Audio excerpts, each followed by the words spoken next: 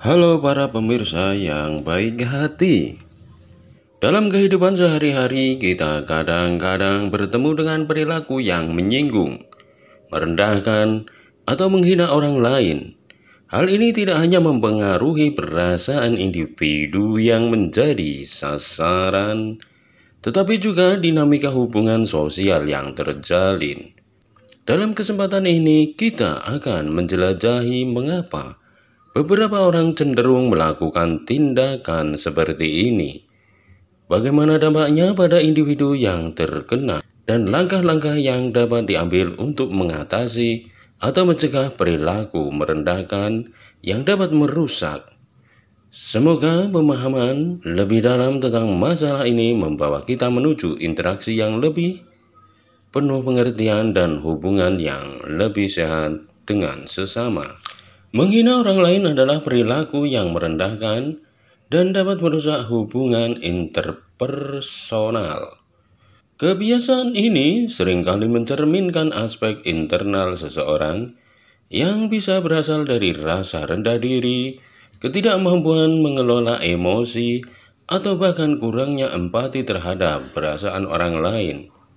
Memahami karakteristik dan alasan di balik perilaku menghina dapat membantu kita menghadapi situasi tersebut dengan lebih baik dan bijak, membangun hubungan yang lebih sehat dengan orang lain. Alasan mengapa orang suka menghina orang lain bisa sangat bervariasi. Beberapa orang mungkin melakukannya karena merasa rendah diri dan berusaha untuk merasa lebih baik dengan merendahkan orang lain.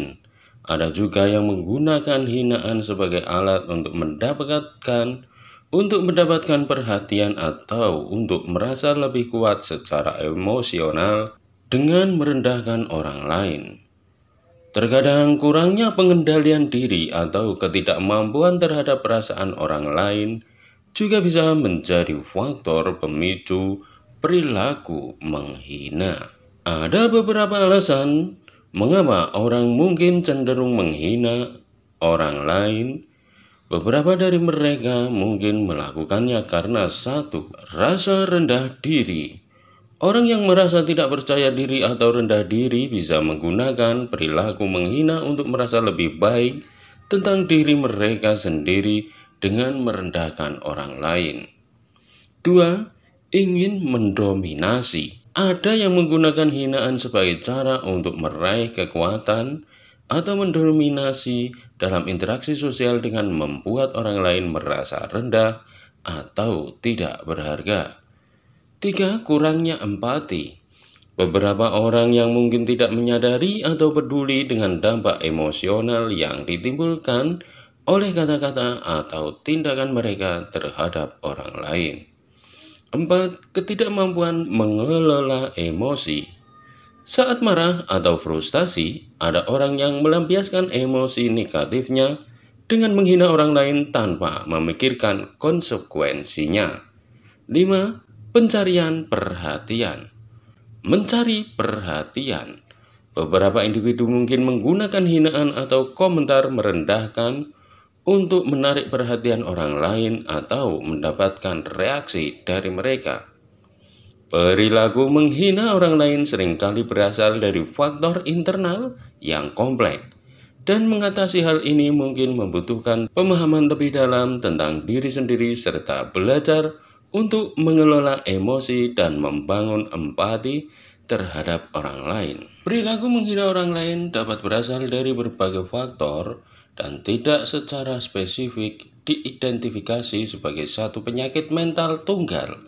Namun beberapa kondisi atau faktor bisa terlibat dalam perilaku tersebut seperti 1. Gangguan kepribadian, 2. Ketidakstabilan emosi, 3. Rendahnya percaya diri.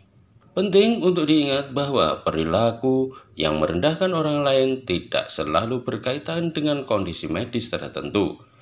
Terkadang ini bisa menjadi respons atas lingkungan atau pengalaman hidup tertentu yang telah mempengaruhi cara seseorang berinteraksi dengan orang lain. Jika perilaku ini mengganggu kehidupan sehari-hari atau hubungan sosial seseorang, konsultasi dengan profesional kesehatan mental bisa menjadi langkah yang baik. Demikianlah, semoga berguna.